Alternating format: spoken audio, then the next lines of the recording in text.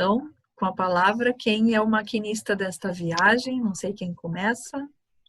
Pode ser tu, Quem Ricardo. puxa o Pode ser eu, trem? já tô quase falando, assim, quase saindo as coisas já.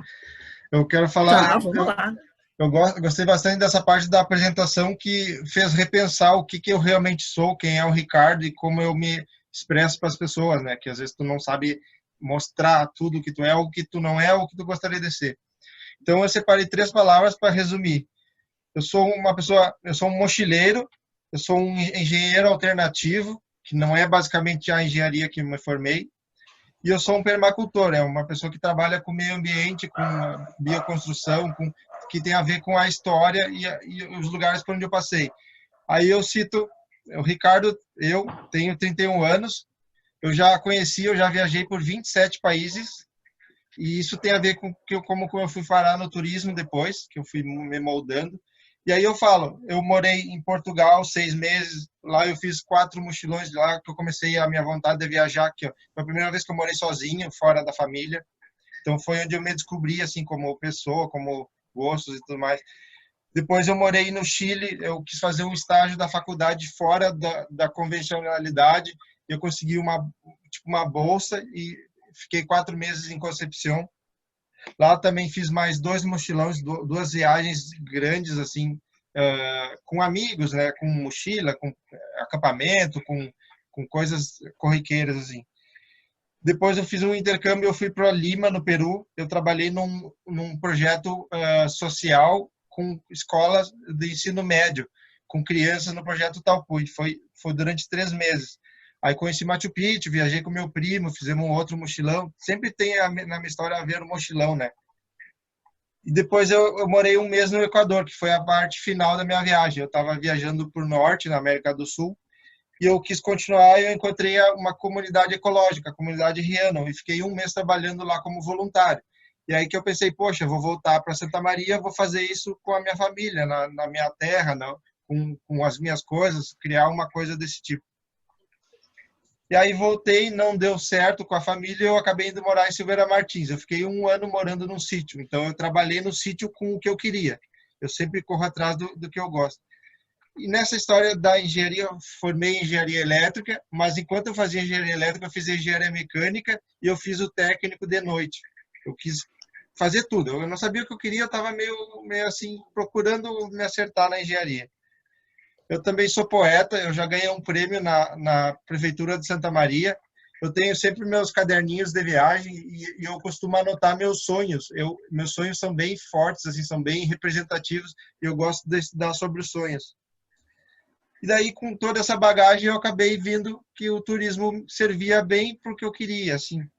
E eu toco violão, mas não gosto mais, e agora eu estou tocando o ukulele. Agora eu encontrei um novo instrumento para estudar, assim, para me desenvolver.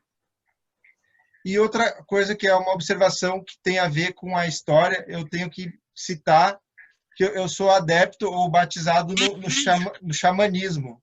Isso tem a ver com as minhas escolhas religiosas, procurar meu próprio caminho, ter uma coisa mais natural, ter a coisa das plantas, ter a coisa das construções sustentáveis, e aí eu vou explicar disso mais para frente. Posso passar para a Vânia daí. Boa tarde a todos. Obrigado por terem vindo aqui assistir a gente. Eu agradeço a Marta também pela oportunidade, né, da gente fazer essa participação Comunidade da Fala.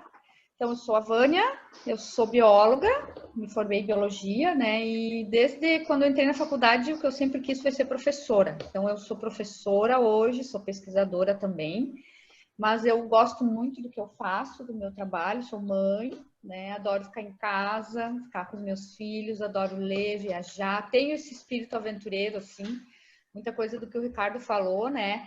Eu fiz na minha vida, mas foi durante a faculdade, então eu fiz o que eu quis. Eu viajei, eu saí, eu namorei, eu fiz todas as coisas que eu queria porque eu tinha na minha cabeça, assim, acho que por causa da minha criação, né? Que quando eu me casasse, tudo isso ia mudar, e mudou mesmo, né? Mas os filhos foram as coisas muito maravilhosas que ficaram, né? Dos casamentos, fracassados, infelizmente, mas que tiveram, assim, nunca foram empecilho para mim buscar os meus sonhos, né? Eu acabei terminando o doutorado, sou professora da universidade já faz o quê? Uns 19 anos, eu acho, nem sei direito. Foi 2001 que eu entrei, né? E depois eu fiz o meu pós-doutorado em 2010, morei um ano no Canadá com a minha família, meu marido e meus filhos, e foi uma época muito boa da minha vida. E aos poucos eu fui amadurecendo para chegar onde eu estou hoje. Eu posso dizer que hoje eu sou uma pessoa bem melhor do que eu era antes, né? Não estou criticando a mim mesma, mas hoje eu me sinto assim mais tranquila, mais preparada para a vida, para lidar com as críticas, com as pessoas, sabe? Eu posso dizer que eu sou uma pessoa feliz, dentro de todas as limitações que eu tenho, né? Eu me sinto muito bem hoje e é muito bom poder compartilhar isso com vocês hoje.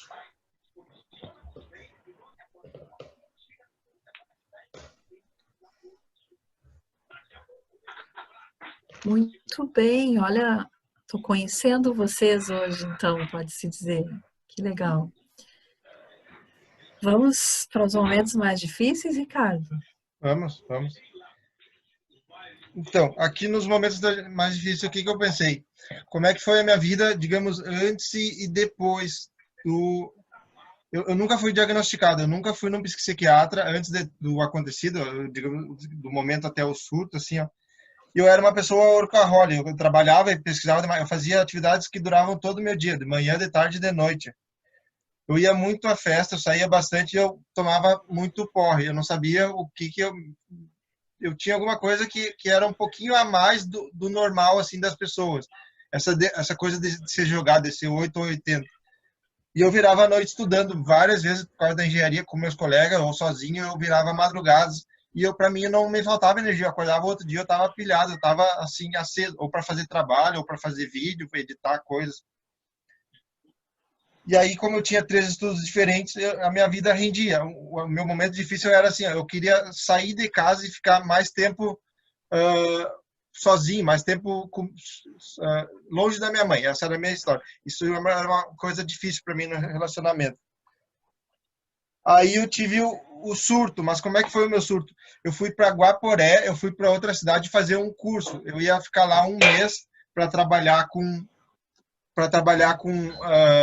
permacultura, trabalhar a construção é a escola AINE, é uma educação super recomendada ou bem constituída em Guaporé, assim, todo mundo vai para lá pesquisar ou vai para lá se capacitar. E aí nesse curso a gente trabalhava um pouco das coisas xamânicas, ou assim, a gente construía coisas no sítio como se fosse para o bem-estar, ou o método de construção era um método vernacular, né, de pôr a mão na massa, assim, no barro, e construir tudo, e cantava, e tinha canções, assim, tinha coisas que eram um pouco ligadas do xamanismo, que, por um outro aspecto, era vinculada a tomar ayahuasca, mas não que lá tomava ayahuasca, mas em outras oportunidades eu já tomei. E aí, o que aconteceu comigo nesses dias difíceis? Eu fiquei 7 dias em surto. Eu surtei, mas começou uma coisa que eu não me dei conta. Assim, eu fiquei uma semana, eu tomava banho gelado, eu comecei a achar que eu estava sentindo o que as pessoas pensavam, eu fiquei desconfiado, eu comecei com mania de perseguição, as pessoas pareciam estar querendo me afetar de alguma forma, digamos assim, que elas queriam me fazer algum mal, que elas queriam que eu fizesse coisas que eu não queria, que afetavam a minha segurança. E aí, nesse curso, a gente fez várias dinâmicas que desconstruía o preconceito e desconstruía a estrutura. A gente fazia danças indígenas, fazia a questão da comida, era toda vegetariana, da limpeza dos pratos e dos talheres era toda ecológica, cada um ajudava com o que podia. E a gente fez várias dinâmicas, por exemplo, sobre os 4 elementos, os elementos fundamentais, terra, água e fogo, como se fosse uma aprovação. E uma das dinâmicas foi a que foi mais forte, foi como a gente simulou um parto, a gente simulou como se a pessoa nascesse de novo, que ela tinha um par, que era a mãe dela, e ela nascia, e aquilo ali me trouxe muitas emoções ligadas com a minha mãe, da aceitação, de tu ser bem querido na família, de tu ser planejado, e outras coisas. E aí uma das dinâmicas que a gente fez foi um círculo, a gente estava reunido e estava estavam lendo um texto que era sobre os Pleiades, a constelação estelar. E uma hora que ele leu, eu tive um sentimento, eu achei que naquele momento foi como se eu estivesse morrendo. Eles estavam lendo o texto e de um momento para o outro eu me joguei no chão e gritei: perdão, perdão, socorro. Isso saiu, assim, eu não quis. E foi com um sentimento de desmaio, como se eu tivesse caído todas as forças, assim, ó. Daí que eles me levaram para o quarto, todos me cuidaram bem, todo mundo lá sempre me apoiou, assim. E aí quem estava coordenando o curso, ele chegou a perguntar: por acaso tu não tem esquizofrenia, tu tá tomando algum remédio, fez alguma coisa? E o único remédio que eu estava tomando era um para mordida de lagarta. Eu estava tomando era morfina de comprimido, porque antes de viajar em Santa Maria, uma lagarta me pegou essas de bergamota, essas tipo lagartinha assim, ó, que é um cabeludo assim. E era o único remédio que eu estava tomando.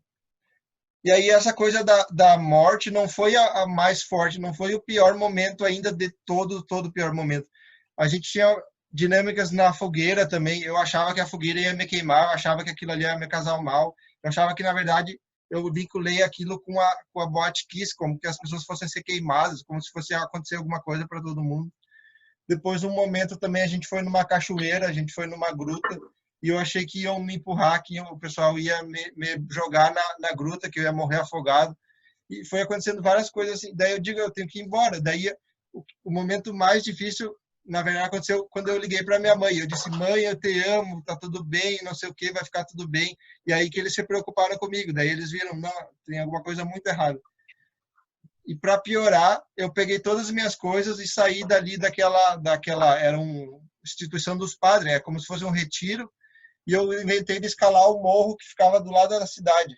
E aí eu fui pela rua, fui caminhando pela cidade, isso já em surto, então eu cantava, eu rezava, eu achava que as coisas estavam na minha cabeça, daí eu falava as coisas para me afirmar, assim.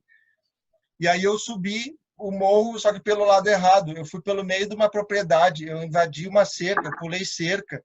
Eu estava com a mochila com 10, 15 quilos nas costas. A minha câmera estragou, eu perdi coisa que eu virei na cerca, assim, foi atrás da cerca, eu virei. Eu escalei um barranco, depois eu fui pelo meio das árvores. Podia ter cobra, podia ter bicho, podia ter tudo. Daí eu fui até o Cristo, tipo um Cristo Redentor, assim. Lá eu tirei foto. Eu achava que eu estava iluminado, que aquele era o meu caminho, era a minha aprovação. Daí também voltei de lá cantando, voltei de lá fazendo coisas e achando que tudo era coincidência, que era porque tinha que acontecer assim. E aí voltei para a cidade, os meus outros colegas, eles me viram e eles me disseram: vamos para casa, tu não pode falar com as pessoas, tu não tá bem, vamos dormir, vamos fazer alguma coisa. E aí eu dormi, mas não dormi. Naquele dia eu fiquei preparando a mochila, no outro dia eu acordei cedo e fui pegar o ônibus para voltar para Santa Maria. Só que nesse pegar o ônibus, eu levei a mochila de um colega junto, sem querer. E essa mochila tinha as coisas dele, a carteira e o celular. E eu estava no ônibus, mas eu queria descer, eu queria começar uma nova vida, eu queria sair para um lugar como se fosse ali era o que eu tinha que para fazer na vida, começar do zero, assim. Aí eu parei numa outra cidade e eu perguntei que cidade era. E aí eu sei como eu deixei a mochila do cara ali, eu disse: eu vou embora, e aí subi no ônibus e fiquei. Só que eu achava que o ônibus ia capotar, eu achava que o ônibus estava seguindo cores, assim, ó, que laranja era cuidado, onde tinha vermelho era porque aconteceu algum perigo, e eu estava com o pensamento muito acelerado. E aí eu consegui chegar em Santa Maria, eu peguei 2 ônibus, até Lajeado e depois até Santa Maria. Daí, chegando em casa, estava uma tempestade formada. Eu achei que ia cair um raio em mim. Eu cheguei e eu não consegui falar com a avó. Eu passei na frente do portão da minha casa e eu fui reto. E aí eu resolvi ir para casa do meu amigo para pedir para ele ligar, porque eu não tinha chave. Daí lá que eles viram: não, ele não está bem, ele já tá meio surtado, ele está ruim, tem que falar alguma coisa.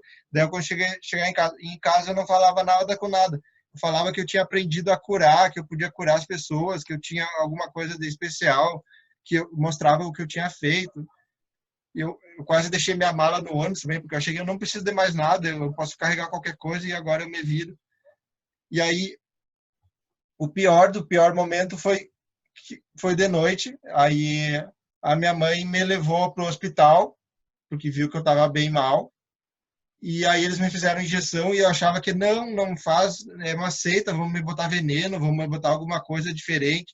E aí ela ficou comigo no hospital e eu passei a noite acordado, eu não consegui dormir. Eu ficava falando, eu tive alucinações, eu tive vozes, assim, eu tive mensagens, eu tive coisas que eu escutava e eu achava como se eu tivesse ainda naquele mesmo ambiente lá.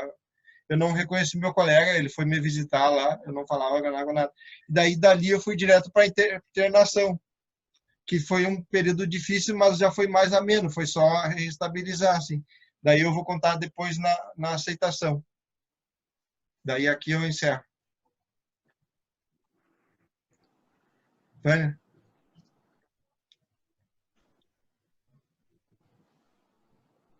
Meio lenta a coisa aqui. Bom, gente, por onde eu começo? Eu conversei com a Marta hoje, mandei uma mensagem para ela, né? Resolvi fazer uma linha do tempo, assim, de tudo que eu me lembro, né, da minha vida, e aí vocês vão entender, talvez, como é que eu cheguei até esse ponto. Bom, eu tive um evento na infância, né, que foi bem traumático, mas na época eu suprimi ele, né? Ele me fez então amadurecer mais cedo, aflorou algumas coisas que não eram para ser afloradas naquele momento. Eu fui uma criança assim normal, brincava, tinha amizades, não tinha nada de errado comigo, mas eu me preocupava com coisas que não eram normais na minha idade, né? Pensava em coisas também que eu não deveria pensar, né? Com 6 anos de idade, 7, por aí. Bom, então foi passando, eu fui crescendo e eu sempre fui uma criança muito agitada, muito, né?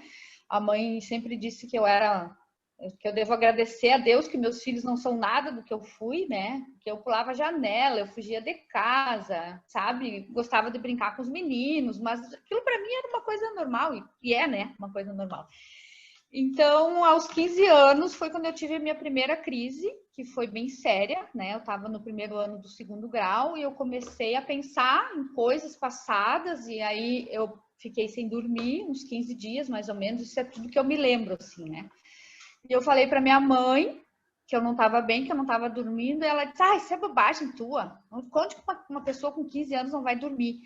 Naquela época, né, uns 30 e tantos anos atrás, quase 35 anos, que eu vou fazer 50 esse ano, eu não fui ouvida, né? Então eu continuava com aqueles pensamentos ruins, né? E eu tinha vontade de morrer e a minha vida não fazia sentido, e só que a minha vida estava nem começando, né? Eu estava recém no 2º grau, então eu lembro que eu era obrigada a ir para a escola e eu não queria ir, né? Porque eu não dormia, então eu estava meio que robotizada, assim. Daí, numa dessas ocasiões, uma das professoras notou, né, que eu estava lá só de corpo, né? Voando. E aí ela me mandou para a sala da orientadora educacional, que ela foi uma pessoa bem legal, assim, ela conversou comigo e falou, olha, tu não tá bem, tu tá estressada, aconteceu alguma coisa, mas eu não conseguia falar nada do que eu estava sentindo, nem do que estava acontecendo. Aí ela disse, tu tá como um copo cheio, sabe? Quando enche, daí ele extravasa, né? Que eu tava extravasando alguma coisa, mas eu não sabia dizer o que era, né? Daí voltei para casa, fui de novo. Eu lembro que esse foi o último dia que eu fui na escola naquele ano, né? Naquele período. E aí um dos meus colegas que notou também que eu não estava normal e veio conversar comigo e eu disse para ele, eu não sei o que está me acontecendo. Eu lembro de ter dito assim, eu não tô bem, eu não tô legal. Daí ele pegou e foi comigo em casa. E aí nós conversamos com a minha mãe, ela estava trabalhando, né? Estava no trabalho, a gente tinha um mercadinho e ela disse assim, meu Deus do céu. Ela ficou brava, né? No início ela ficou brava, mas aí ela resolveu, à noite, colocar o relógio a despertar de hora em hora, porque ela mesma dormia, né? Cansada. E aí ela foi e viu que eu não estava dormindo. E aí ela me abraçou e disse, vou ter que procurar ajuda, né? Naquele tempo a gente não tinha convênio, não tinha nada, né? E ela não sabia o que fazer comigo, na verdade. Então ela procurou ajuda da minha tia, que na época era enfermeira, já falecida, minha tia-avó. Ela me levou num médico que era lá do HGU, onde ela trabalhava. Ela era enfermeira lá no HGU e era um capitão, doutor Ari Borges, eu lembro o nome dele. Ele não era nem psiquiatra nem nada, mas ele era espírita, né? E ele fez um trabalho comigo assim excelente, né? Porque quando eu entrei lá, ele começou a me fazer perguntas e eu comecei a falar. Falei um monte de coisa, falei que estava grávida, e daí foi aquela confusão, meu pai queria me bater, mas eu, na verdade eu era virgem, né, naquela época, mas eu falei todas não sei o que lá. Daí o pai virou assim pra mãe, eu lembro disso. A culpa é tua! A culpa é tua! Tu que não sabe cuidar dessa guria. E aí eu resolvi assim, eu vou ficar quieta, né? Porque se eu falar mais alguma coisa, vai dar morte. E eu lembrava das coisas da infância, mas eu pensava assim, meu Deus, é melhor eu não falar isso agora pra ninguém, porque vai se dar uma guerra, né? Daí depois ele pegou e começou um tratamento, porque eu tava assim esgotada, eu emagrecia, eu não comia, não dormia, né? Só falava. A sorte que eu não saí de casa, assim, não me meti em nenhuma situação de risco, né? Poderia. Aí a minha tia atravessava a cidade, que ela morava lá perto do HGU, vinha todos os dias fazer uma injeção em mim de vitamina, não sei o quê, daí tomei remédio para dormir, e mesmo assim, tomando uns 3, 4 comprimidos daqueles, acho que era Dormonide na época, não me lembro, que era o mais inovador que tinha, eu demorava para dormir. Daí foi passando. E foram dias bem difíceis para mim, porque eu tive muito preconceito, assim, de algumas pessoas da família, né? Naquela época, adolescente, não era normal, né? Passei 3 meses fora da escola, então foi uma fase bem difícil. Mas eu fui uma pessoa, eu acho que eu sou, né? Uma pessoa bem resiliente. Então, depois que aquilo tudo passou, eu me recuperei e eu segui em frente. Como se nada tivesse acontecido, né? Mas eu já comecei a me dar conta que aquelas feridas, aquelas emoções reprimidas lá da infância um dia iam ter que vir à tona, né? Então, fui seguindo a minha vida, depois eu entrei na faculdade. Aí, como eu disse, né, antes eu viajei, eu fiz tudo que eu quis, né? Sabe, me soltei, porque eu era muito presa, assim, minha mãe não deixava eu sair e tal. Daí, quando eu completei 18 anos, eu disse, agora chega, eu vou tomar conta da minha vida. E eu comecei, né? Eu comecei a trabalhar, tinha um estágio no hospital, então eu tinha dinheiro para minhas coisinhas, né? Para as coisas extras que eu queria. E aí eu comecei a batalhar pela minha vida. Eu pensei assim, bom, o que eu quiser ser vai depender de mim, né?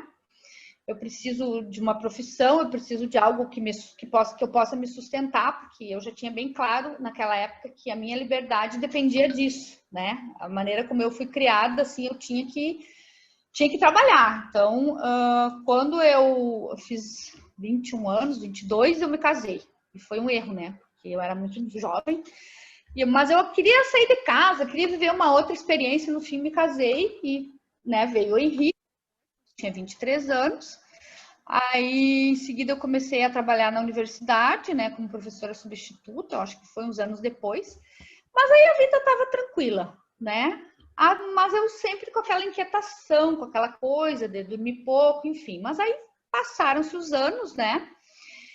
E eu tive um outro episódio, assim, bem traumático, que foi quando eu passei no concurso da universidade, deu um problema, né? Não pude entrar na época, aí eu já estava em São Carlos fazendo doutorado, então eu sofri muita pressão, assim, sabe? Muita pressão minha, né? Por aquela coisa que eu queria muito não estar dando certo, né?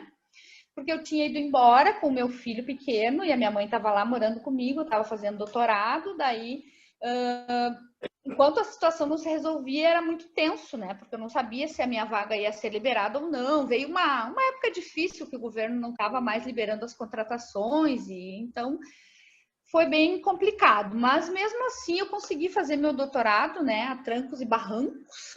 Daí, depois, eu voltei para Santa Maria em 2001 e eu estava bem estressada, assim, né? Porque estava naquela. Eu voltei porque fui chamada, mas o governo não queria me contratar porque estavam suspensas as contratações. Essas coisas que acontecem, né, em cada governo.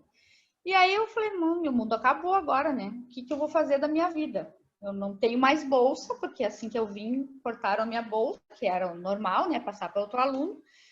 E um filho pequeno, separada, que vai ser de mim, né? E aí eu lembro que eu estava lá andando na universidade, fui lá para pegar os exames que tinha que fazer e tudo, e um funcionário falou assim para mim, tu não vai conseguir, nem faz esses exames. Aí eu falei para ele, olha, eu tenho aqui uma carta que diz que eu tenho que fazer, então eu vou fazer. Se eu vou conseguir ou não é outro papo. Aí eu estava andando sem rumo, assim, completamente sem rumo ali pela frente do USP, e pensei, como é que eu vou fazer os exames? Eu não tenho nem dinheiro para isso. Aí encontrei um colega meu, olha só, do 2º grau, aquele mesmo que falou comigo, que me perguntou como é que eu estava lá naquela época, que é médico hoje, o Christian. Agora não lembro o sobrenome dele. Ele é médico da hematologia. E daí ele disse, o que que tu tem? Eu disse, aconteceu isso, isso. Daí comentei rapidamente com ele, né? Aí eu disse, eu preciso fazer esses exames, eu não sei o que fazer. Daí ele disse assim, não, vem cá que eu vou te dar. Daí ele me deu todas as requisições, eu fiz tudo ali no USME. E depois eu encontrei com ele de novo. Daí ele disse assim, mas tu parece tão triste. Eu disse, eu tô desanimada. Mas, né, vou continuar lutando.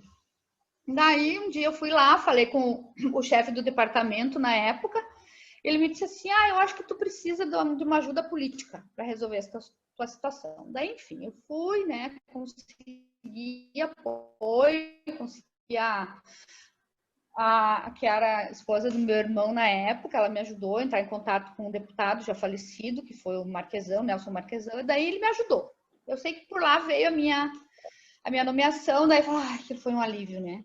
Mas eu continuava tensa, continuava me sentindo, como a Rosinha dizia, tu tem um pavio muito curto, né? Qualquer osso para mim dava uma sopa, e aquilo não me fazia bem, sabe?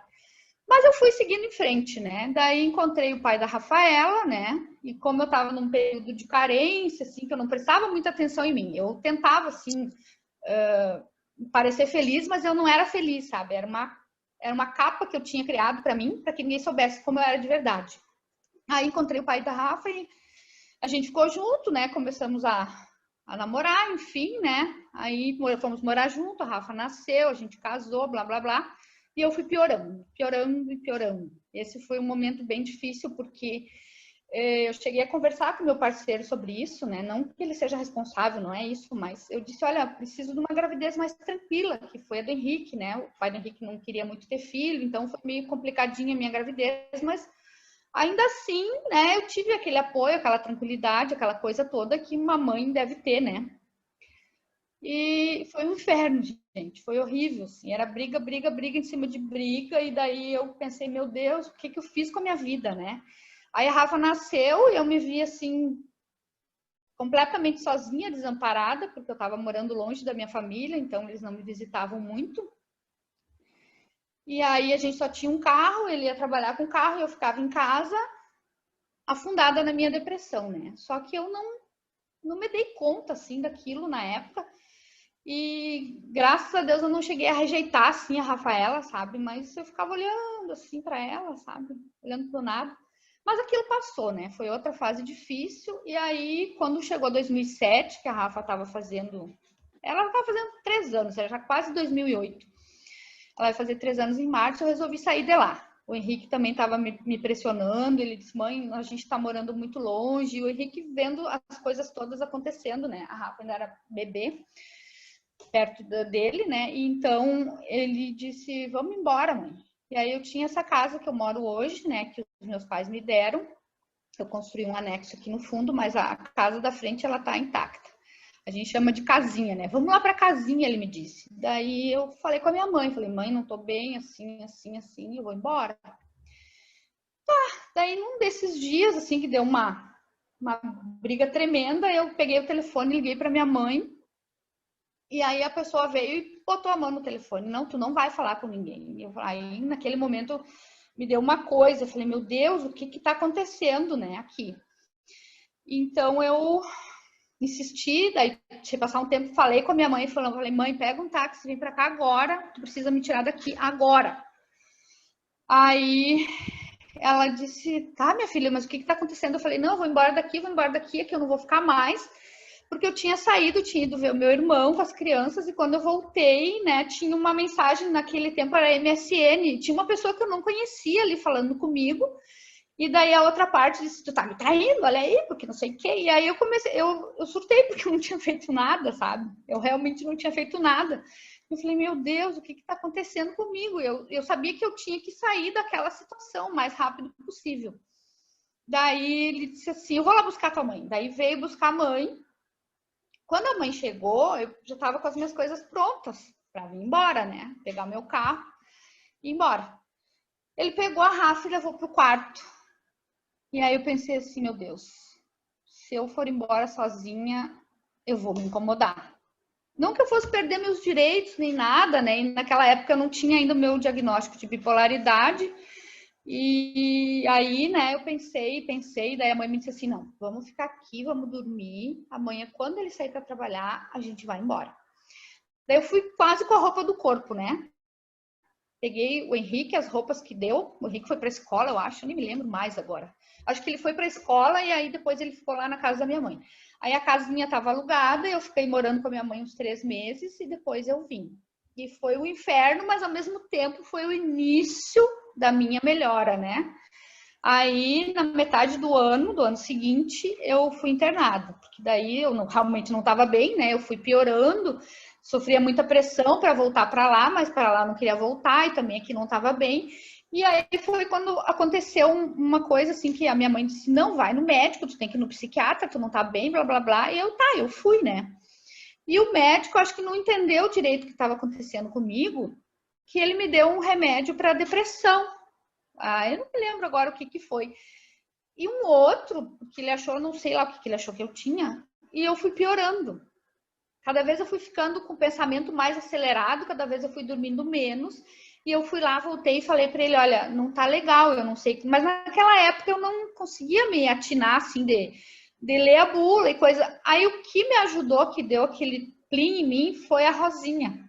Eu havia conversado com ela um tempo atrás, que eu tinha visto uma pessoa bem próxima dela, que estava um pouco estranho, assim, o comportamento. Daí eu perguntei para ela o que estava acontecendo. Daí ela me contou: olha, assim, é bipolar.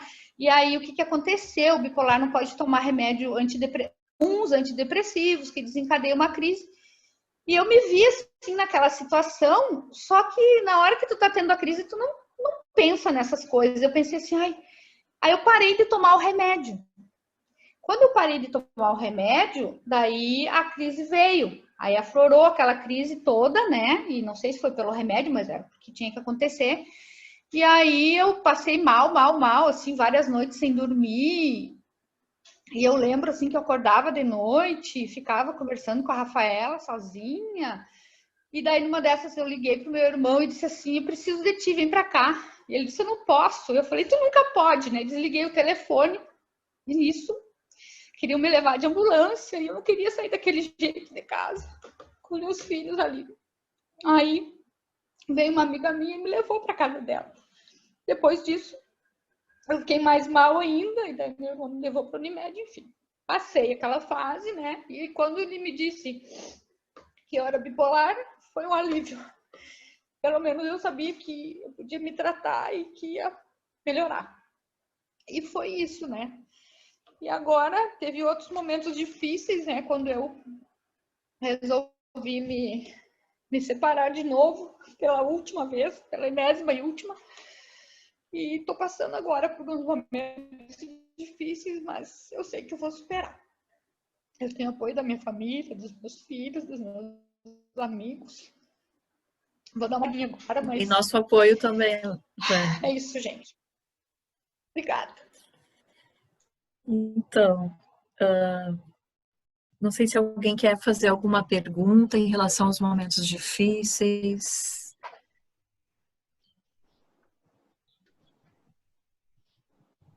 Podem perguntar, viu? Já passou. Bem-vindo, Richard. Que prazer estar aqui contigo, junto conosco.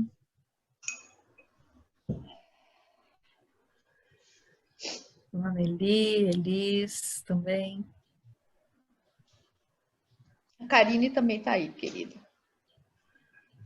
A Karine, eu não estou enxergando aqui. Ali, Luke. Oi, Karine. Oi, Nelly. Tudo bem?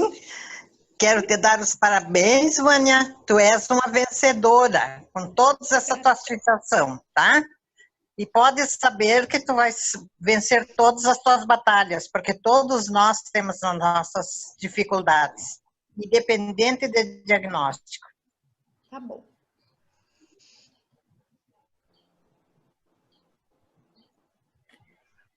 Eu gostaria de fazer uma pergunta para o Ricardo.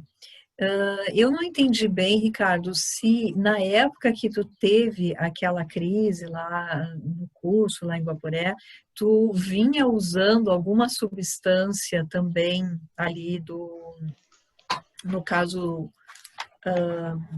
Eu acho que... Isto. Tá, não, porque fazia 6 meses que eu não tinha usado mais nada. Como eu morava no sítio em Silveira Martins, eu passei um ano eu usei ela 7 vezes. Eu sei que ela não é recomendada para quem tem bipolar, porque ela faz surtar e ela bota justamente o que não pode fazer. Só que todas as experiências que eu tive foram boas, assim, eu não tive nada. Tanto é que eu levei a minha mãe lá, porque eu digo, se é uma coisa que eu confio, é uma religião como qualquer outra, eu vou levar a minha mãe para ela experienciar, para ela saber onde é que eu estou indo, com quem que eu estou indo, o que eu estou fazendo. E aí eu passei 6 meses. Tanto que a dúvida do psiquiatra, agora já vindo para aceitação, era se eu tinha usado alguma droga. E eles fizeram o teste e deu negativo. Deu para opioides, opiáceos, que na verdade foi o que eu usei a morfina, né? A morfina foi a única coisa que eu usei nesse tempo. Eu já usei maconha em outras vezes, mas não foi o caso. Não veio nessa sequência, assim. Tá. Obrigada, então, por esclarecer. Isso a gente sabe que são desencadeantes, né? Poderia ter sido através de uma dessas substâncias, mas não foi. Pode até que a morfina tenha disparado, né? Pode ter uma correlação aí. Mais alguma questão antes da gente passar propriamente para a aceitação?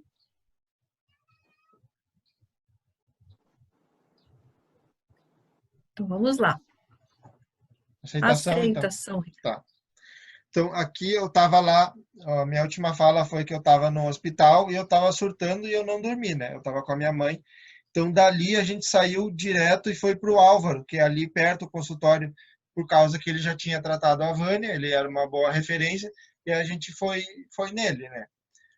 Chegamos no médico, ele disse, o que está acontecendo contigo? O que tu está sentindo? Como é que tu tá? E naquela eu olhava pela janela do escritório, eu olhava as coisas lá e eu achava que eu era Jesus. Eu estava achando que eu era outra pessoa. Na verdade, eu cheguei a pensar por um momento que eu era o Tiago, um dos meus amigos, aquele lá de Guaporé.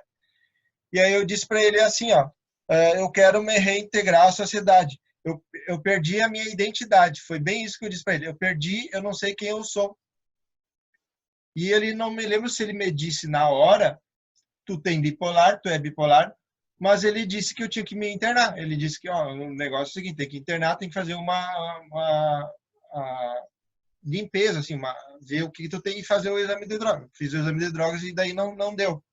Daí por isso que eu não aceitei, no início eu não aceitei o tratamento, porque assim, eu não tinha usado droga, eu não era o que estavam achando que eu era, não era o que aconteceu comigo, mas eu aceitei ir para o hospital, eu aceitei ser internado, tanto que não foi uma coisa difícil assim de, ter que passar um tempo no hospital, não ver ninguém, só que o que aconteceu de ruim foi o jeito que a minha mãe me tratou, ela não avisou ninguém, ela não chamou meus amigos, ela não disse onde é que eu estava, eu simplesmente desapareci um mês, fiquei sem contato com ninguém. Só que daí lá dentro é o São Francisco, né, não sei qual é o hospital que ele é, se ele é da Unimed, ele é do São Francisco, Hospital São Francisco, aqui perto do Nossa Senhora de Lourdes. E aí lá eu tinha livro, tinha biblioteca, tinha mais gente, é dividido homem e mulher lá, então eu tinha contato com pessoas em diferentes estados, tinha gente que ia só fazer medicação, tinha gente que ficava lá um tempo, e aí a gente fazia atividade, desenho, lúdica, jogava bastante carta, ficava jogando com os enfermeiros, o médico vinha uma vez por dia, uma vez a cada 2 dias, aí eu tomava a medicação no horário certo, eles passavam tudo, e aí eu olhava a TV, só que eu ainda achava que eu estava meio surtado, não fez efeito tão rápido assim, eu até entender o que estava passando, porque eu olhava as coisas na TV, foi bem na época do impeachment da Dilma, que estava sendo votado na Câmara, eu na minha cabeça que eu achava que eu tinha alguma coisa a ver com aquilo, que era por isso que estava acontecendo, que não sei o quê, que eu criava teorias malucas, assim, teorias que uma coisa do pensamento fazia ideia com outra e quando tu vê eu me perdia, assim, quando eu estava criando uma conspiração, uma coisa que era sem pé nem cabeça. Daí eu tomei o remédio e a aceitação foi até o momento que eu fiz um teste. Depois que eu saí do hospital, eu tomei remédio um tempo e eu quis testar o remédio. Aí eu fiquei um mês sem tomar remédio. Eu botei o remédio fora. Eu botei o remédio escondido, assim, porque eu queria fazer o exame de sangue e também ver se eu ia ter algum surto, se eu estava realmente com a doença, assim, porque eu não entendia a doença. Não, foi só uma coisa que aconteceu, foi E aí eu fiz o exame de sangue, só que o dia que eu fui no hospital eu já fiquei desconfiado. Aí eles me fizeram a agulha, né? Tiraram o sangue. E eu não sabia se eu podia doar o sangue, porque eu não sabia se eu tinha tomado tanto remédio, se era o tempo certo, se eu podia voltar. Eu fiquei 30 minutos parado olhando a caixinha do voto exclui o voto, assim, aquela coisinha ali, ó. Aí eu chamei o médico e disse, tem que falar com o médico. Não, é o seguinte, eu me trato, eu sou bipolar, comecei o tratamento há pouco tempo, mas eu não tomei remédio, então eu posso doar porque eu fiquei tanto tempo. Mas voltei para casa como se eu estivesse cometendo um crime, assim, eu voltei apavorado. Não, o que eles vão fazer com o meu sangue? Eles vão usar para teste, vai ir para alguém, o que vai acontecer com aquilo? Eu fiquei muito ocupado. E aí eu eu tomei o remédio normal, depois a minha mãe descobriu que eu tinha parado de tomar remédio, ela ficou bem puta da cara, assim, ela ficou brava comigo. Mas o que aconteceu para minha aceitação foi os depoimentos e exemplos. Eu comecei a ver coisas na internet e procurar outros exemplos da doença. E aí a aceitação veio com o próprio conversar com a Vânia e mais seguida, daí já em 2019, 2 anos depois, o meu irmão foi diagnosticado bipolar, sem usar nenhuma substância química, sem usar drogas, nada, assim, estava trabalhando, ele estava num dia num carro, assim, e deu um surto nele que ele saiu do carro e ele estava junto com o psiquiatra, que foi a sorte dele. Senão ele poderia ser metido na frente de um carro, feito alguma coisa. Então, foi assim que a aceitação veio para mim e para meus familiares, mas eu já tinha um pouco aceitado, mas meus familiares ainda não entendiam, achavam que era por causa de outra coisa. Por exemplo, assim, que não fosse só genético, que fosse por causa de droga mesmo, que não era o caso. Daí, até aqui foi como eu aceitei, assim que eu entendi tudo. Vânia?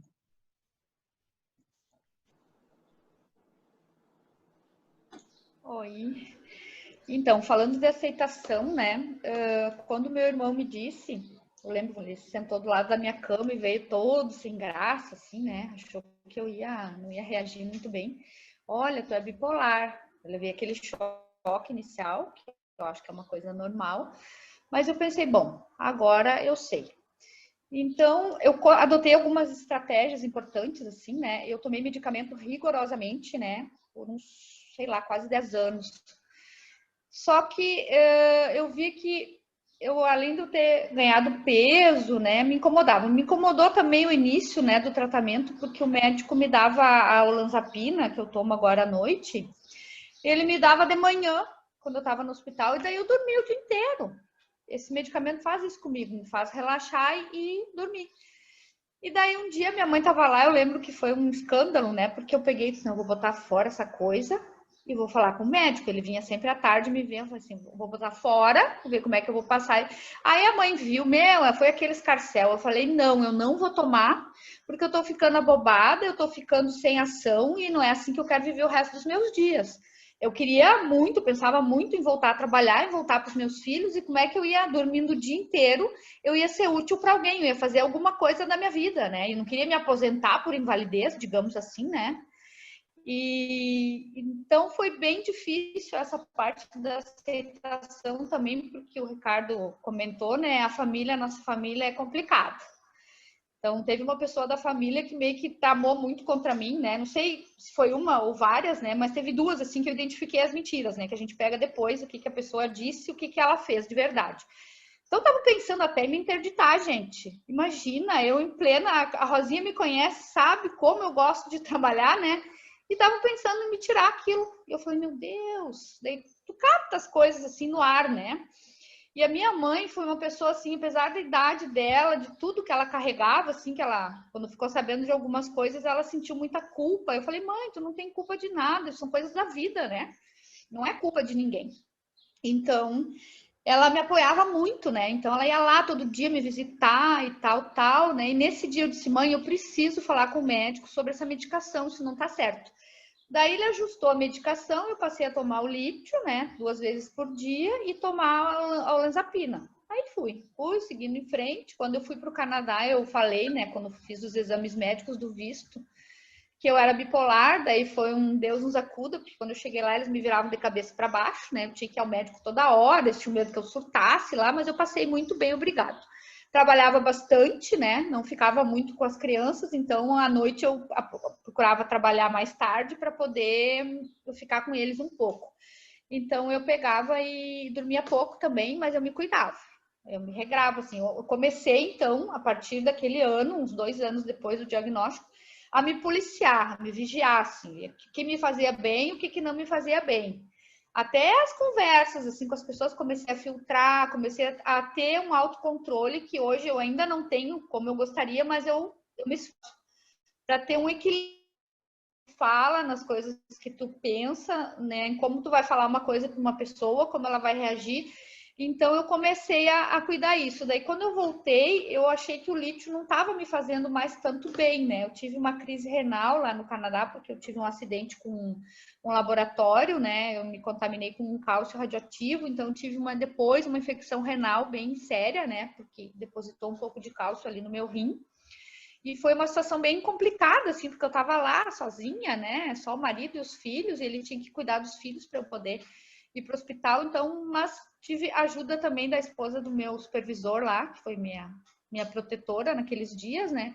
Aí eu pensava assim, bom, quando eu voltar, vou falar com o médico. E daí, realmente, né, o lítio foi uma coisa que não me fez bem. Eu não absorvia a quantidade terapêutica de lítio, eu só tomava e excretava, né? E não...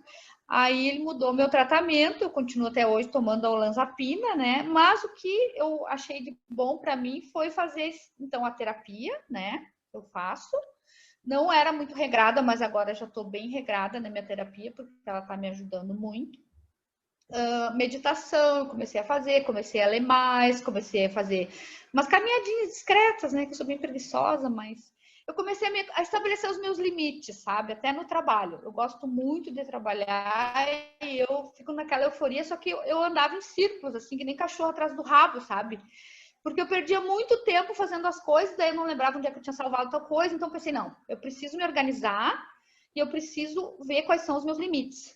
Daí eu estabeleci algumas coisas para mim que eu sigo até hoje que me ajudam, né? Uma delas é organizar uma agenda, organizar as tarefas que eu posso fazer no dia, as coisas que eu posso assumir e aquelas que eu não posso, sabe? Eu ficava um pouco chateada, assim, porque eu via meus colegas fazendo muito mais coisas do que eu. E daí eu comecei a pensar, quer saber? Vou cuidar da minha vida, cada um sabe da sua, né? A gente tem um ambiente de trabalho bem legal, eu pelo menos gosto muito dos meus colegas.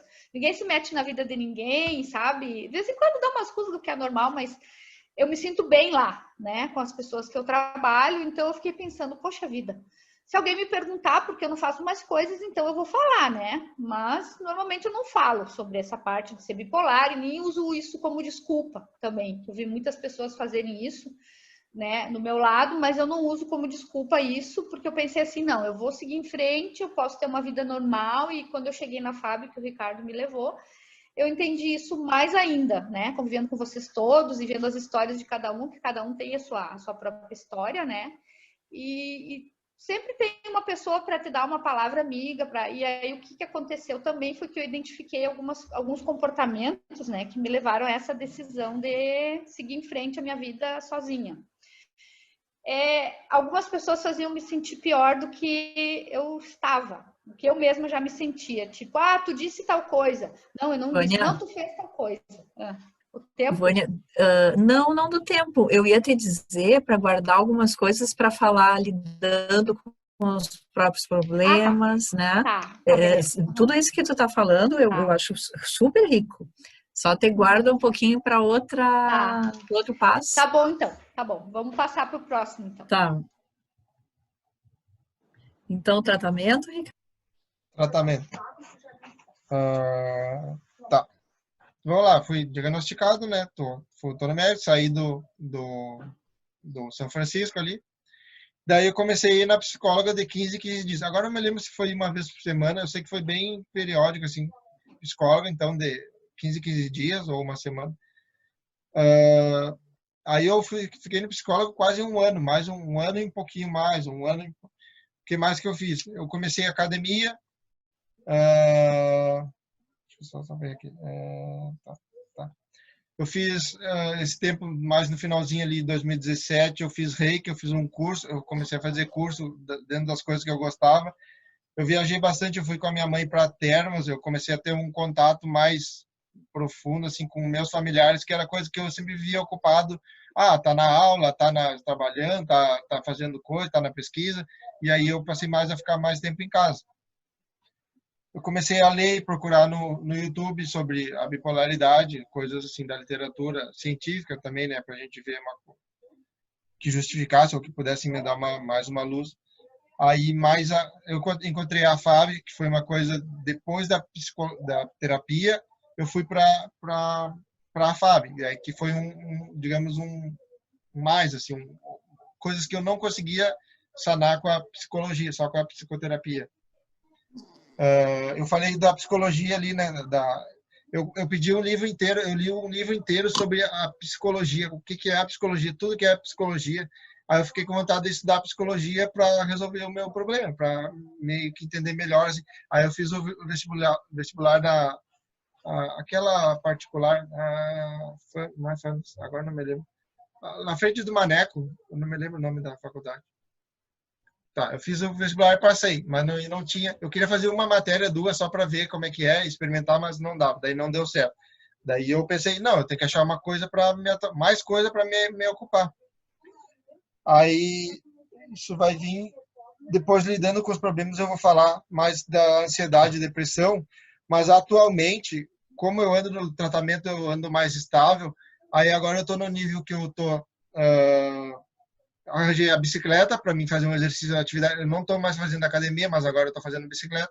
E arranjei um videogame para me ocupar o tempo livre, assim, para também dar uma. E aí agora eu vou iniciar também com novos projetos. Novos projetos é o que eu fiz, que eu fui para Porto Alegre e que agora eu vou para Frederico Westphalen, que eu também vou explicar mais no próximo tópico. Vânia.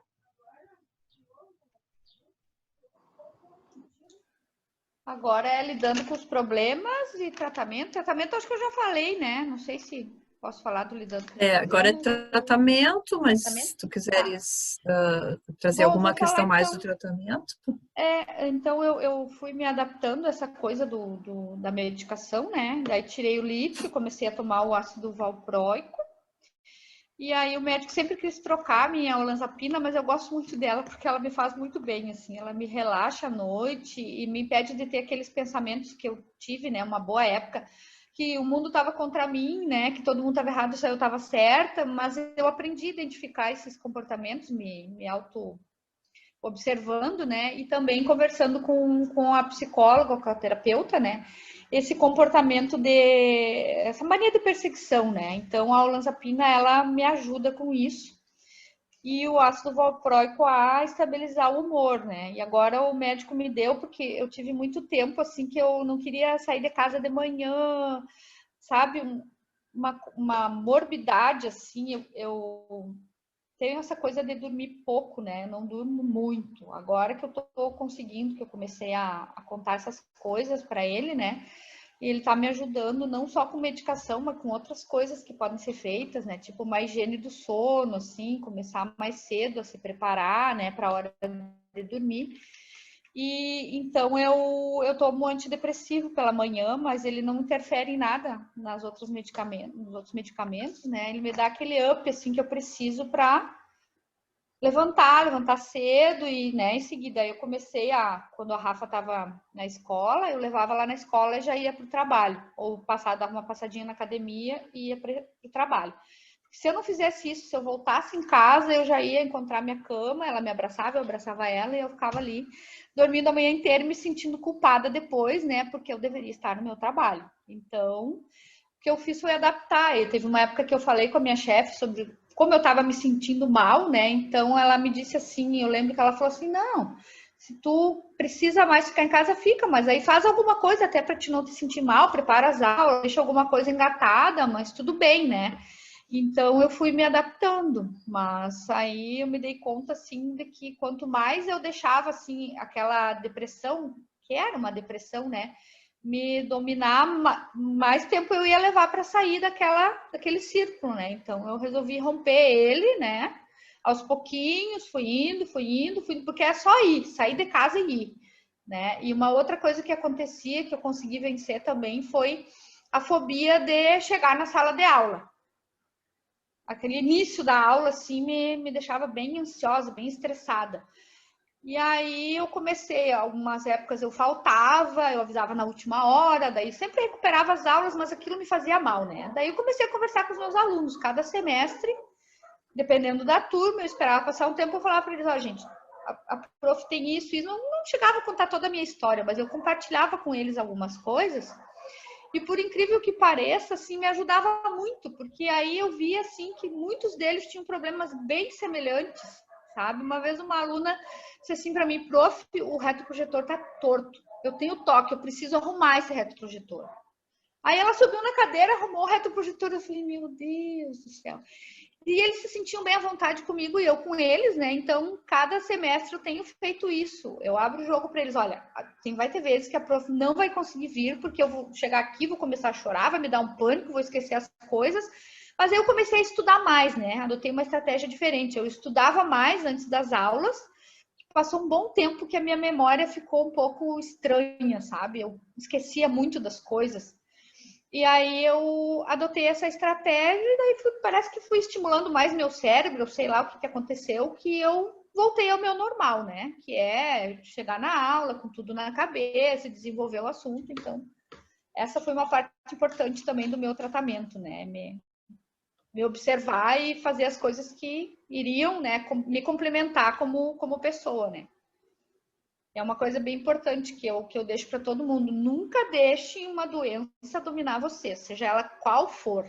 A gente tem que estar no controle. Porque se a gente perder o controle, ela vem com tudo, né? E aí...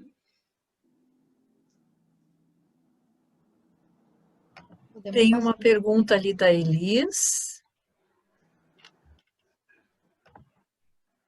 Vocês consideram um problema o uso de medicamentos continuamente? Não, nenhum. Eu só me sentia mal porque eu achava que aquilo não estava me ajudando, sabe? Quanto ao lítio, né? Que foi o que eu questionei com o médico, mas eu usei por muitos anos até que eu pedi para ele sempre fazer exame. Ele dizia, não tá no terapêutico, estava no nível muito baixo, né? E quando eu morei no Canadá, eu tomei uma dose bem alta, era 1.200 miligramas por dia. Lá os medicamentos é diferente daqui, eles mandam, o médico manda para a farmácia e tu retira na farmácia de acordo com o que o médico te receitou. Então, tu não vai lá e compra, né? De acordo com a receita. A receita fica na farmácia, tu nem acessa essa receita, e tu vai lá e compra a medicação e daí depois tu vai no médico para acompanhar, né? E aí eu fiz exames de sangue e o meu nível de lítio sempre esteve bem abaixo do recomendado. Daí eu conversando com o médico eu resolvi mudar, mas eu não tenho problema nenhum com isso. Eu só não gosto muito assim de me sentir muito dependente, sabe, daquele medicamento. Eu sei que eu preciso, né, principalmente de dormir. Talvez eu até tenha um problema com o remédio para dormir, porque eu quero estar ativa no outro dia e às vezes quando eu tomo, por exemplo, à noite, eu durmo muito, mas também tem fases da vida da gente que a gente tem que respeitar aqueles momentos, né? Eu digo, é uma coisa muito particular, né? Eu, de minha parte, assim, a única coisa que eu tenho problema mesmo é com remédio para dormir. O resto não me incomoda. Se eu preciso, eu tomo.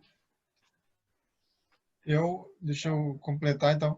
Na verdade, eu tenho esperança que possa ser reduzida a medicação. Eu não sei se tirar, mas a gente possa experimentar menor.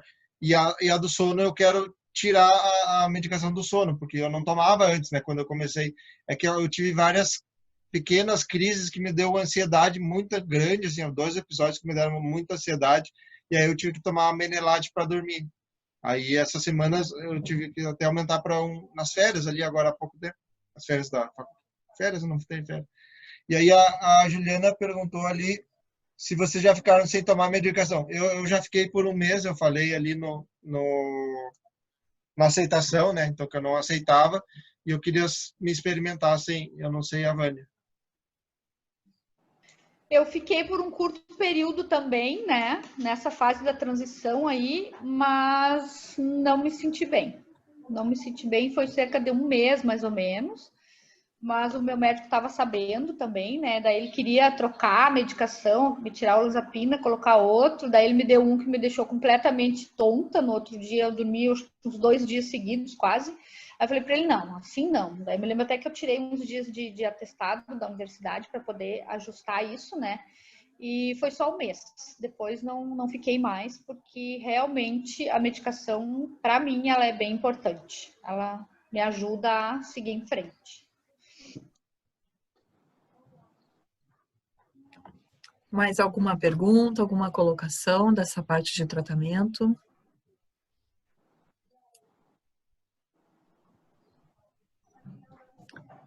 Vamos então lidar com os problemas de saúde mental. Que estratégias vocês têm buscado? A Vânia já deu algumas pistas. Então, eu botei um pouquinho Tá. diferente, eu acho. Deixa eu começar.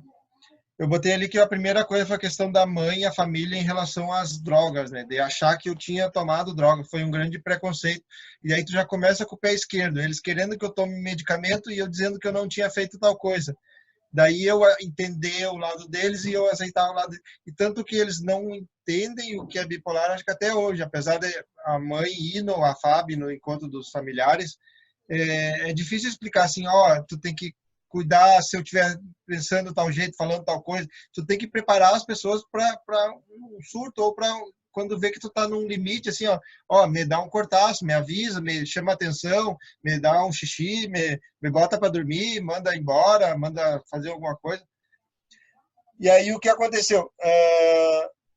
Eu fiquei longe dos amigos, eu não tive contato com meus amigos, só tive um, que foi o Thiago, aquele que eu fui na casa, que foi me visitar, e depois ele foi no São Francisco me visitar. Eu tinha uma viagem marcada para o Rio de Janeiro, eu perdi. Na verdade, eu queria sair nos 30 dias do prazo, né? Ter os 30 dias, porque senão iam me deixar mais tempo no hospital. Eu ia ficar mais tempo internado. Eu queria, não, é 30 dias. Daí eu incomodava o médico, ó, a minha alta, tal dia tem a minha alta. Então eu ficava sempre, já estava assim mais lúcido, mais justificando as minhas escolhas. E aí o que aconteceu esse 1 ano, quase 2 anos, eu tive ansiedade e depressão. Eu tive as duas coisas juntas. Eu nunca tive essa fase antes, porque eu era sempre ocupado, eu sempre estava na mania, é o que eu me justifico. Assim. Daí eu parei, fiquei em casa, não tinha o que fazer, não tinha onde ir, não tinha que tomar remédio, tinha que fazer terapia, tinha que ir na psicóloga. E aí me dava, porque ansiedade? Depressão porque eu dormia demais, porque eu tomava remédio, ficava bem baixo, bem ruim, assim. E ansiedade porque eu queria trabalhar, eu queria fazer alguma coisa, eu queria sair de casa, eu queria estar bom de novo, eu queria meus colegas tudo trabalhando, todo mundo se formando, todo mundo fazendo um curso, todo mundo tendo alguma coisa, e aí tu parado em casa. E aí até eu me ligar tudo que aconteceu comigo, já cai no meu protagonista, assim. Eu fiquei preocupado com procurar trabalho e voltando a estudar. Então eu queria começar de novo e eu rompi com a engenharia. O meu lidar com o problema foi ver que a engenharia era um problema e eu não sabia. 1, porque eu não gostava. 2, porque eu não levei tão a sério. 3, porque eu não fiz do jeito que devia fazer. E eu fui fazendo só levando, assim, só me ocupando, só por vários motivos.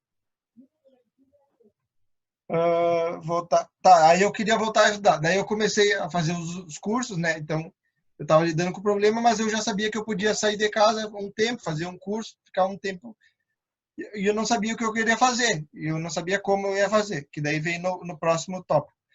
E eu fiquei com sono e com os remédios com essa questão das adaptações. Eu dormia demais, eu estava dormindo até meio-dia. Ficou muito, muito forte, assim, a medicação. Sempre eu achei que ia muito forte. Eu consigo levantar cedo, mas eu passo sono depois nas aulas ou depois. Eu não adianta eu conversar com o meu médico, porque ele sempre já lidar com o problema é lidar com o médico, né? O meu médico ele não me escuta, o meu médico só escuta a minha mãe. Isso é uma coisa bem difícil, porque ela controla ele de uma maneira que ela vai em toda reunião, ela vai e ela pergunta como é que eu tô pro médico, se eu posso simplesmente falar para ela. Ó, mãe, eu tô me sentindo assim, eu tô bem, não tô bem, não dormi. Ela pergunta pro médico o que eu falei para ele, só para ter certeza, tipo, como se fosse assim que ela quisesse controlar. E ela já tentou me controlar, a minha psicóloga. Ela disse assim, ó, bem assim, ó. Eu quero saber como é que ele tá, eu quero que tu tipo, molde ele e vá delineando assim as coisas para ele fazer. Ela me dava atividades, as coisas que a minha mãe escolhia que achava que era bom para mim. E aí fugia totalmente. Foi nesse momento que eu rompi com a psicóloga, que eu achei que não valia mais a pena ir nessa. Eu quis buscar outras opiniões, também eu já também dá mais para frente ali, né? Eu busquei outra opinião. Eu fui, então, lidando com os meus problemas, eu quis saber uma outra opinião para saber se era mesmo a bipolaridade, se era mesmo essa medicação, se tinha algum problema ou outros efeitos ou outras coisas junto. É isso.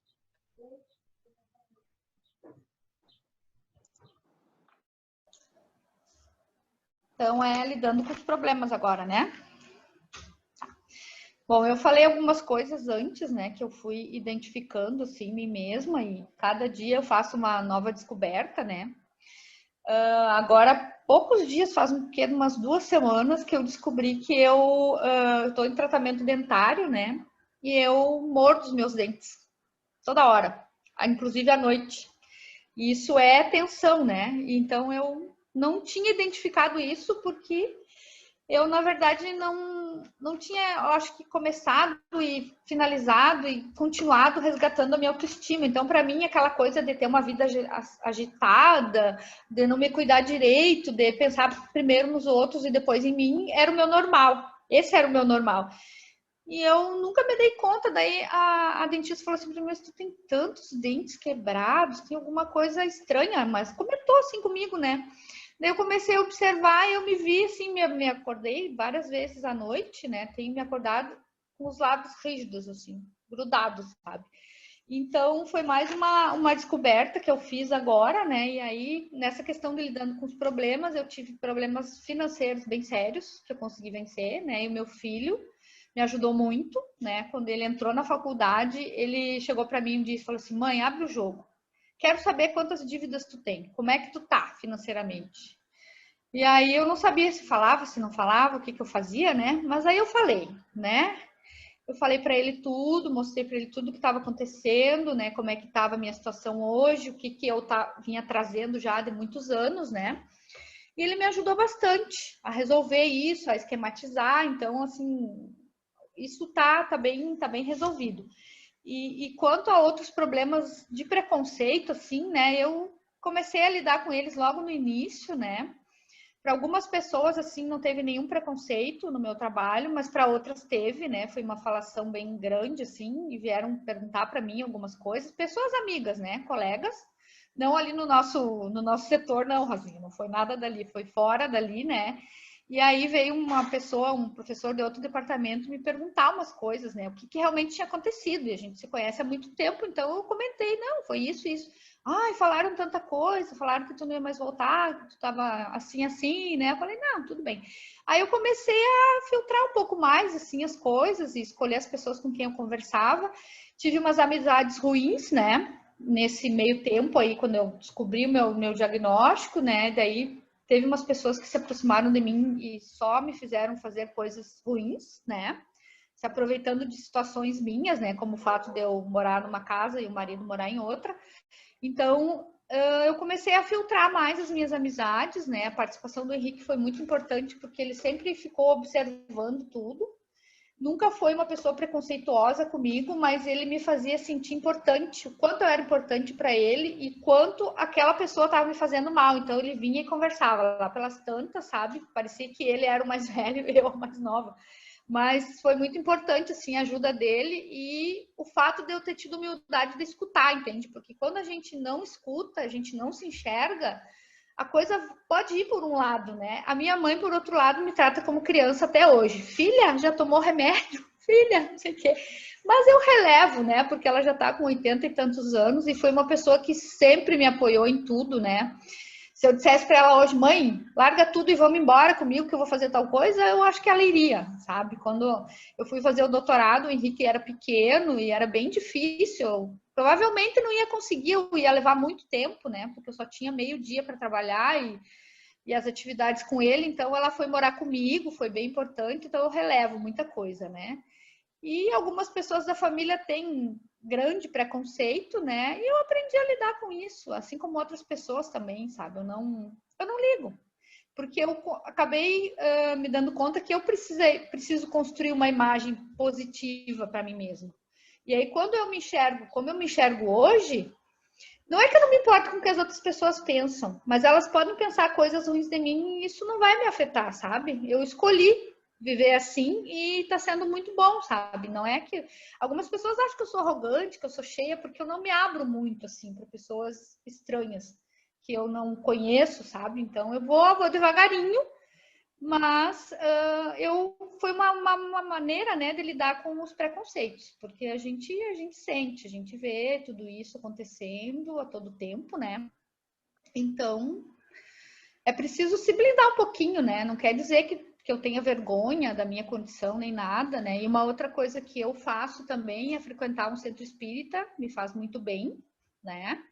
Já há uns 10 anos, eu acho, que já faz. Eu conheci pessoas muito legais, que foram muito positivas para mim. É uma fé que eu tenho, né?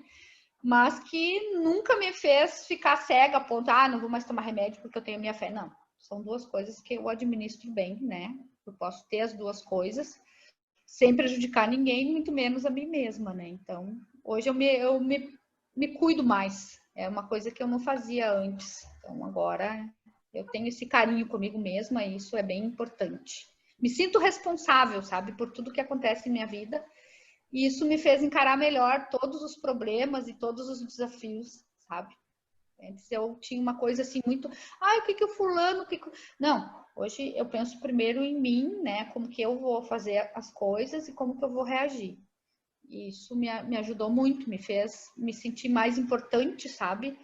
E não jogar as coisas também para cima das pessoas da família, né? Porque sem querer, a gente às vezes sobrecarrega alguém, né? Que não precisa carregar aquele problema, aquela situação, né? Eu acho que essa coisa que o Richard falou uma vez pra gente, que é de se observar, né? É bem importante. Para mim, tem sido muito importante. Eu estava pensando que as duas falas vieram muito nesse sentido do autoconhecimento, né? Como é que vocês lidaram com os problemas de saúde mental? O Ricardo se permitindo entender que a engenharia não era aquilo que tu gostavas, né? E a partir daí começar a ocupar, te apropriar do que tu gostavas, e a questão de como lidar com os outros, né? Então, vocês dois trouxeram esse ponto, assim, como enfrentar os preconceitos, as invasões, não é? Como administrando com responsabilidade sobre vocês mesmos. Muito interessante que os dois, cada um na sua trajetória, conta estratégias muito parecidas para lidar com os problemas em saúde mental. Muito rico isso. Não sei se alguém mais gostaria de fazer algum comentário, alguma pergunta aqui, antes da gente passar para o próximo passo.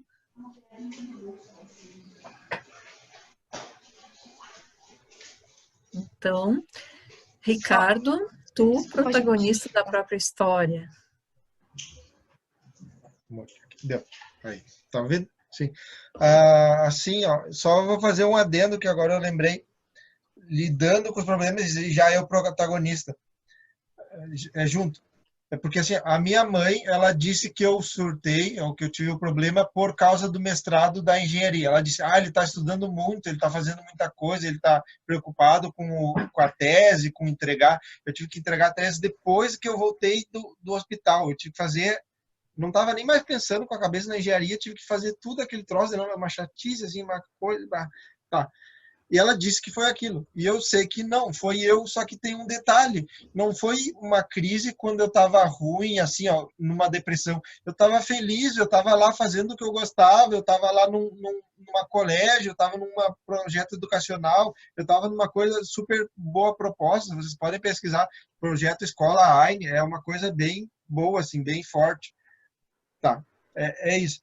E agora, eu como protagonista, então, tive que reinventar todo o viver, assim, tu acha que é tudo novo, não é que é novo, mas assim, tu não é mais o mesmo, tu não consegue aceitar as coisas, tu não consegue ficar quieto, eu não consigo mais ficar quieto, nada que se eu não gosto, eu xingo as pessoas na cara, assim, ó, aqui com a minha família, eu sou bem grosso e curto, assim, porque não dá mais para ficar engolindo coisa, engolindo coisa, engolindo coisa, tu vai acumulando uma hora aquilo, parece que vai somando para te causar essa coisa ruim.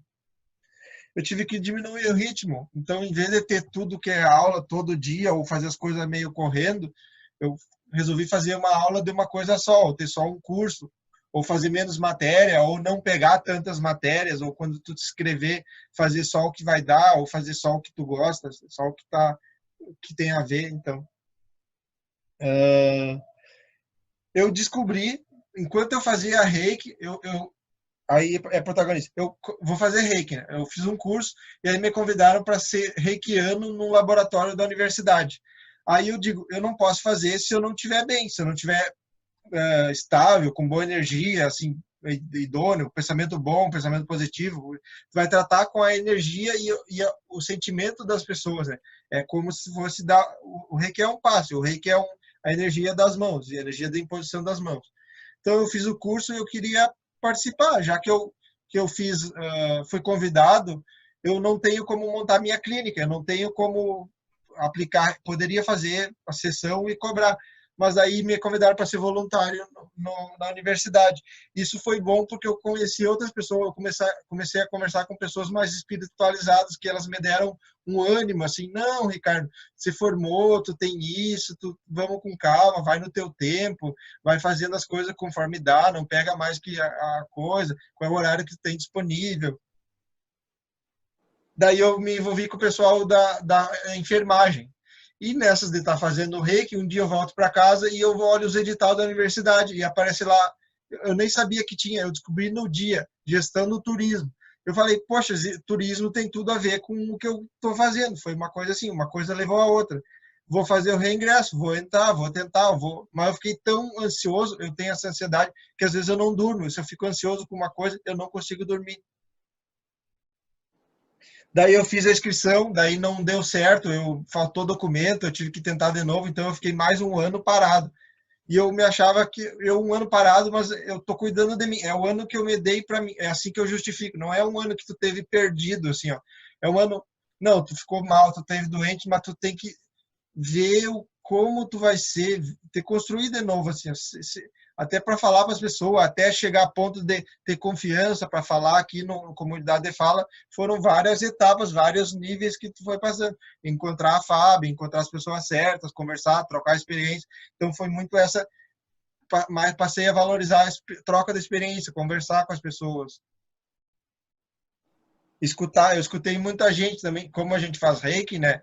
A gente escuta, o que que tu tem, onde é que dói, o que que tu tem.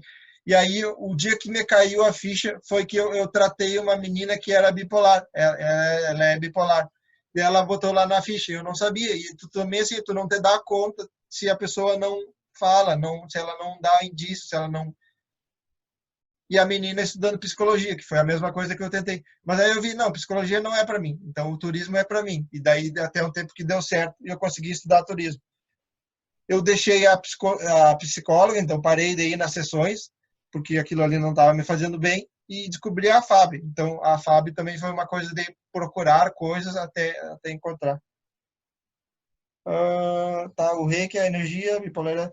E eu vi que na verdade, eu ficar em casa, eu tinha um papel que seria o papel de cuidar da avó. Eu não tenho que só me cuidar. Se eu saio, se eu faço alguma coisa, mas já que eu estou morando com a avó, eu estou morando de favor, mas eu moro com ela, a gente é uma parceria, assim, a gente entende o outro, conversa o que pode, o que não pode, mas eu tenho que escutar ela e também que aceitar, mas ela também não pode não aceitar a minha bipolaridade ou minhas diferenças, não é diferenças,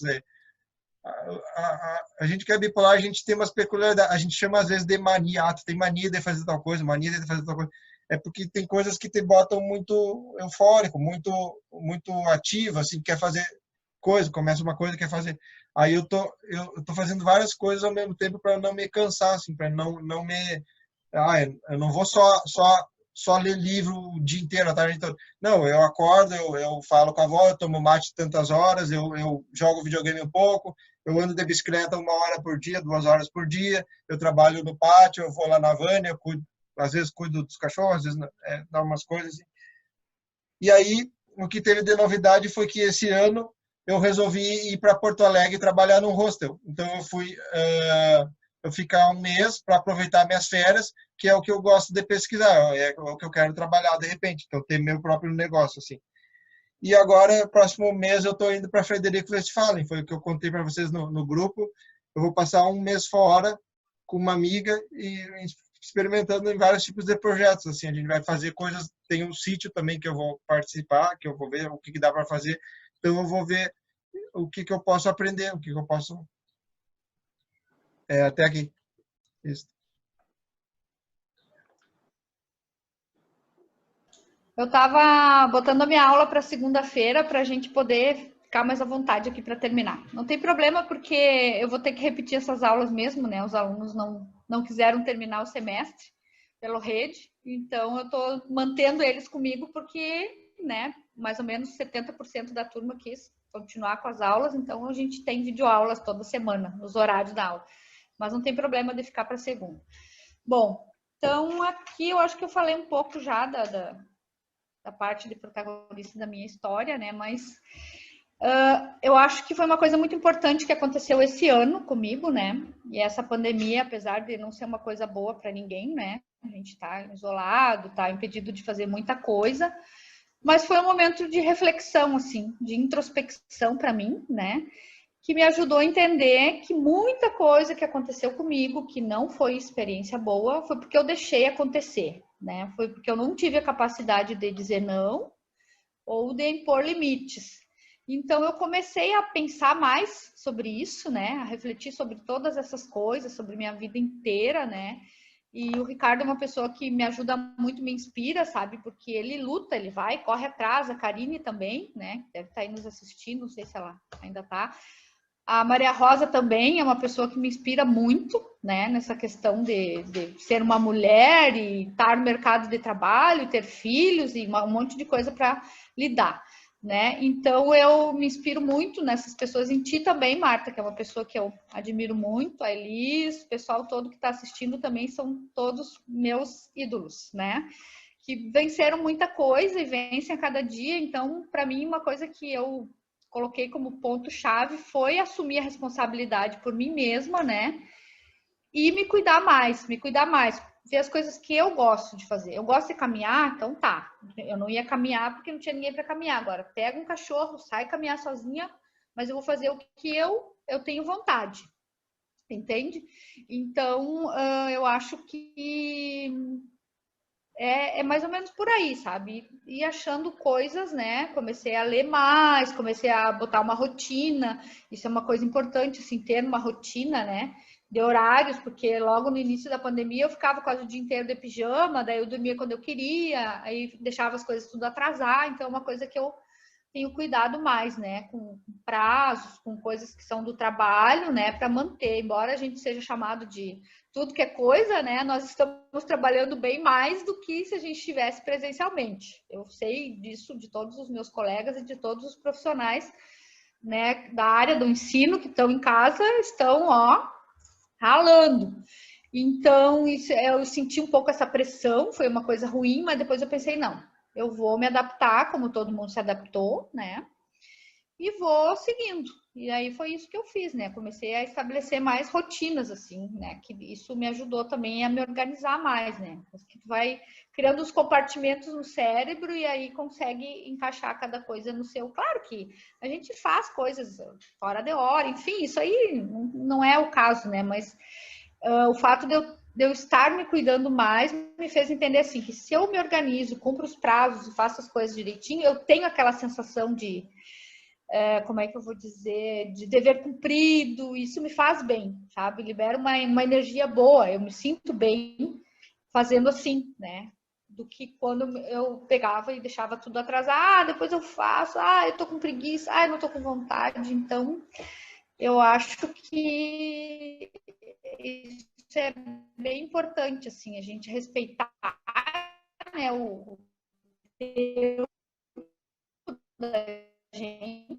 Eu precisava de muita coisa nova, eu venho descobrindo a cada a cada dia, né? Só que nunca tinha parado para pensar tanto, nunca tinha tido tanto tempo, né, para refletir sobre isso e também as relações familiares, né? Coisas não tão boas aconteceram, como essa coisa da separação aí, mas também a relação com os meus filhos melhorou muito, né? Mais conversa, mais empatia, muitas coisas boas vieram com isso. Então, meu recado é esse: se ame e se cuide, faça o melhor que puder, né? A gente não é perfeito, então, se você não puder fazer 100% do que os outros esperam, faça o melhor para você. Aquilo que você sente que, bom, esse é o meu melhor, então tá ótimo. Eu fico falando isso, que a minha filha está na fase de entrar no 2º grau, então ela quer muito passar no Politécnico. Ai, mãe, será que eu vou conseguir? Eu falei, olha, faz o teu melhor, não pensa no resultado. O resultado vem, né? As coisas vêm com o tempo, vão acontecendo, né? Eu vejo o progresso do Ricardo, né? De ter rompido com a engenharia, é uma coisa que, se eu tivesse no lugar dele, eu não sei se eu conseguiria. Se eu fosse filha da minha irmã, eu não sei se eu conseguiria romper com tanta coisa como ele está fazendo, e isso me dá muito orgulho, sabe? Ver, assim, as pessoas na volta crescendo e evoluindo, né? Isso estimula a gente, é bom.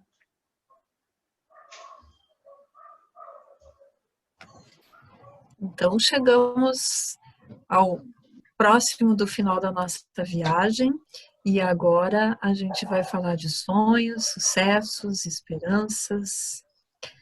Vocês já estão nos antecipando, assim, com tanta riqueza, né, que estão trazendo. Vamos para esse passo final aí. Ricardo, tudo contigo? Vamos lá. Então tá. O último, mas o mais importante, não sei se é o mais importante, mas um dos mais importantes. O que a gente tem de sonhos e esperanças? Bom, eu tenho muita coisa, assim, eu não sei, não saberia como resumir, assim. Eu sou uma pessoa que sempre realiza os sonhos. Eu já tive vários sonhos. Por exemplo, ter um carro, ter um Jeep. Eu tive um Jeep velho, mas funcionou, mas eu tive. Eu tive fiz mestrado, queria fazer mestrado, mas não era um sonho fazer o doutorado, não quis seguir para ser professor. Agora, meu sonho é formar na faculdade, é formar no turismo, né? É terminar ele, porque com pandemia ou com tudo, agora do jeito que tá, a gente quer trabalhar, a gente quer cair no mercado, a gente quer que tudo volte ao normal, né? Eu quero um trabalho assim na área ou de hotelaria, ou do hostel, ou internacional, utilizar essa experiência que eu tenho já para fazer pacotes, ou para viajar, ou para acompanhar grupos, para várias coisas, assim. Na verdade, eu tenho muitas ideias agora. Ou estando num lugar, ou de repente, não sei, fazer um doutorado na área de turismo ou administração que possa utilizar esses conhecimentos, que daí já é mais palpável, assim, já é mais com o que eu gosto, né? Com o que tem a ver com a minha trajetória. Aí morar no exterior, de novo, foi uma coisa que eu já fiz. Eu poderia ter ficado no Chile quando eu fiz meu estágio, mas eu não me vinculei ao trabalho, eu não criei laços assim, ó, é o que eu gosto, é isso aqui. Teve gente que ficou naquela empresa e ficou mais tempo e ficou muito bem colocado, fez pós, fez tudo que é coisa, e eu ainda acompanho. Uma coisa, estando no Comunidade Fala, ou a própria história de vida, eu gosto sempre de dar o exemplo. Eu sempre fui na faculdade a primeira pessoa a fazer as coisas, o primeiro a fazer um estágio fora do comum, assim, digamos. Todo mundo ia ou para a Alemanha, ou ia para a empresa tal, ou queria uma coisa. Ou, na verdade, quem escolhe a pessoa é o trabalho, não é a pessoa que escolhe o trabalho. Chega as empresas A, B, C, elas escolhem os candidatos. Então, tu faz a faculdade não numa coisa que tu gosta, mas no que apareceu. E eu quis fazer justamente o diferente, e eu consegui um estágio justamente com o que eu gosto, em outro país, e com o que eu queria. Então, eu provei para as pessoas que era possível não ficar naquela mesmice. Aí tem um ponto que é muito importante. Eu penso muito em ajudar a família. Eu digo curar a família, ou tentar curar, ou ajudar a família, porque assim, ó, na permacultura, primeiro a gente cuida de si. O nosso nível 0 é a pessoa.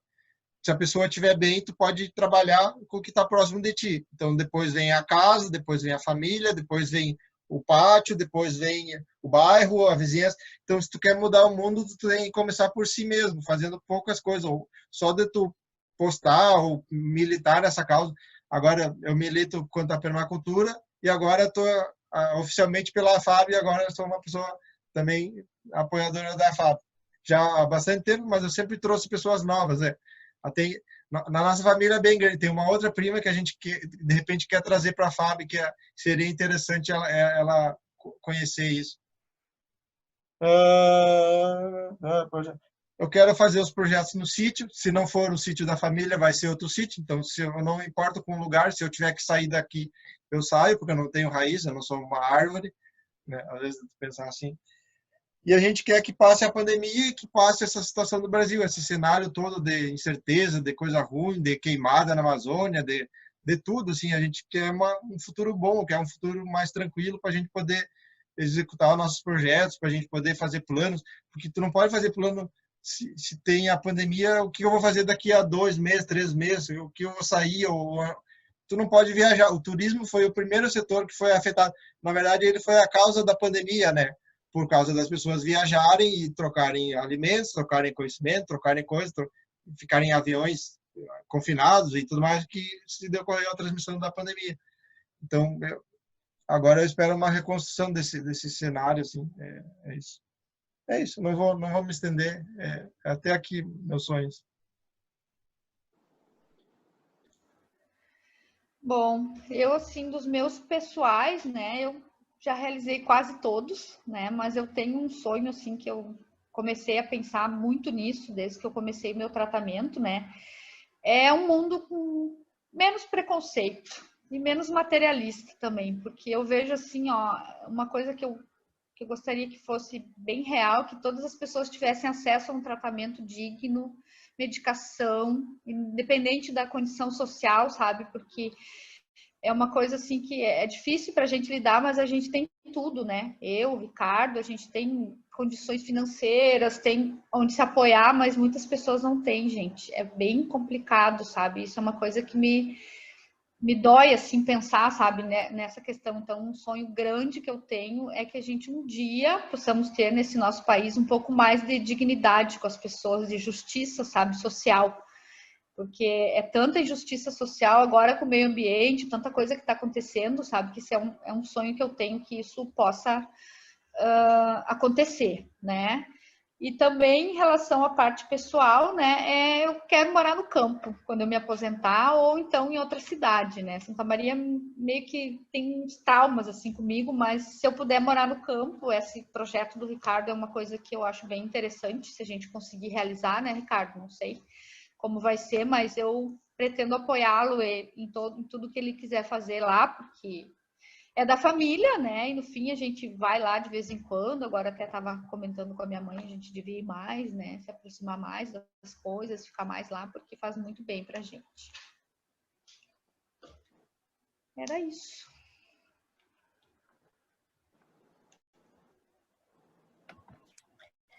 Riquíssima apresentação de vocês, gente, parabéns, obrigada, né? O meu obrigada para vocês por compartilharem a vida de vocês com a gente, de nos permitirem a gente aprender tanto hoje aqui.